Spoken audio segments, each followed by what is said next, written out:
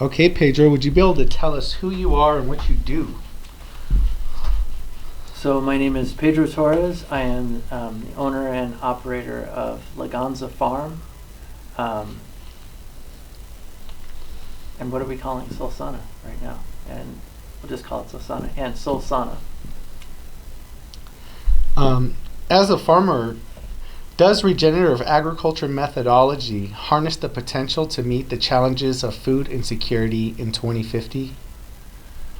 I think a better question is whether we'll be able to meet the challenges of food insecurity in 2050 without regenerative technologies.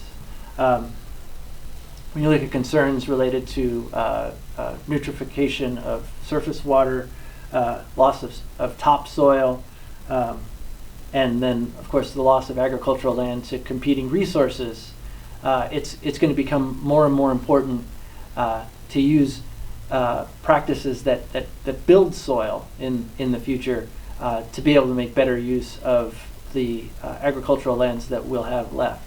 I think as a culture, we're very attached to technology's ability to put band-aids on concussions, and think that a scientific approach, a technological approach will solve everything. But we've seen a lot of those practices, a lot of those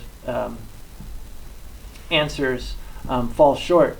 And when it gets back down to the importance of food, without regenerating the soil, I think we're going to fall short. Okay.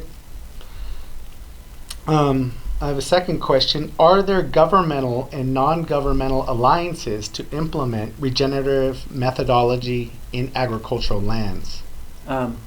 So I think there's a lot of movements that have popped up, especially over the last 30 or 40 years, that look at regenerative farming practices. You look at more recent movements like Ecology Action Network and their biointensive agriculture methods, and then much older movements like biodynamic farming, organizations like ATRA, which is Appropriate Technologies Transfer for rural areas, that are dedicated to teaching regenerative farming practices, and you can find a lot of energy going in that direction. Permaculture, sort of a niche farming practice that's been around for decades.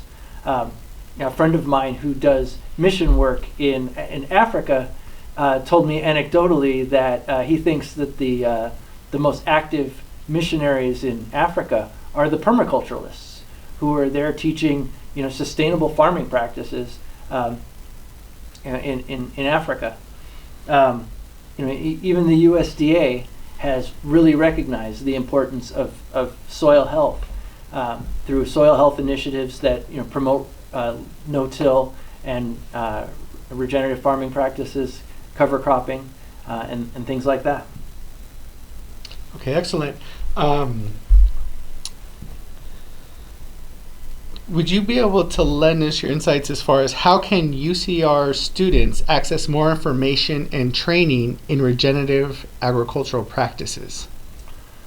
I think the first thing would be something that university students I hope do a lot of, and just reading and getting information on what those practices are like, so that when they go to converse with farms about them, they can talk educatedly about what those practices kind of look like.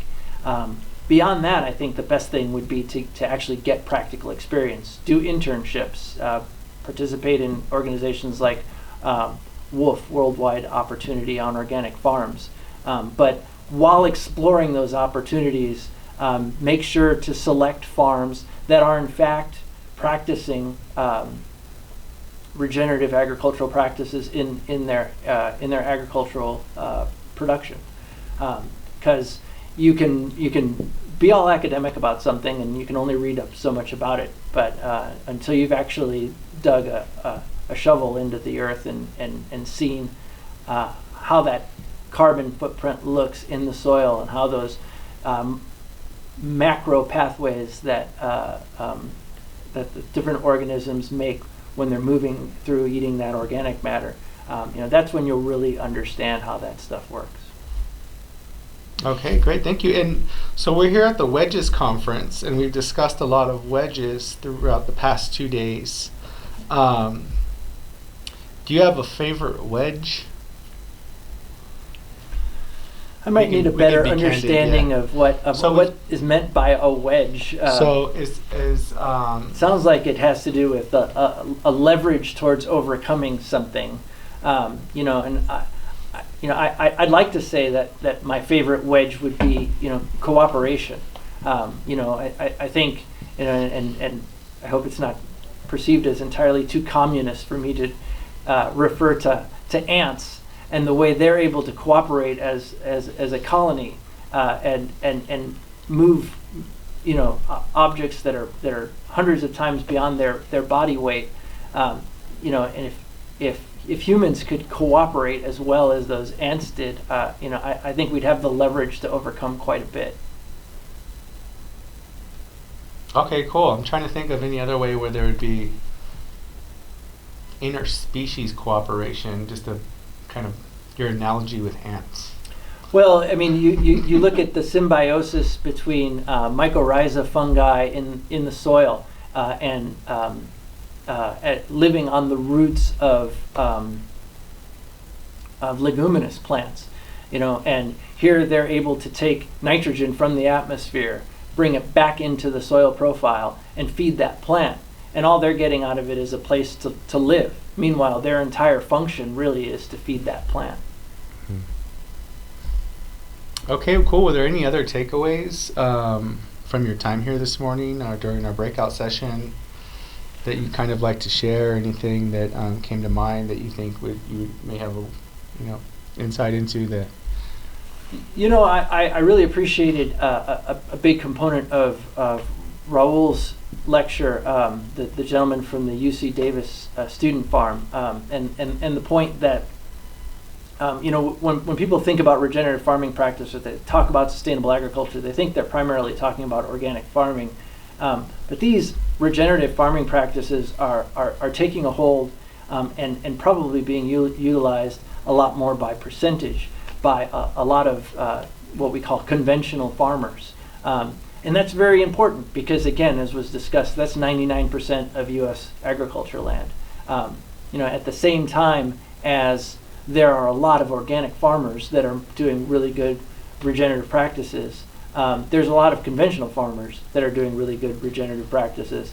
And there's a lot of organic farmers that are simply using organic substitutes for conventional inputs and still just using the soil as a substrate for those inputs. And so I think having people realize that hanging on to buzzwords like organic can only get you so far. You really need to be looking at those practices and growing the soil if you really want to start talking about a regenerative and truly sustainable agriculture. Cool, excellent. I think that's it. Do you have any questions, Sunshine? No, that's great. All right. Gonna put me on the news?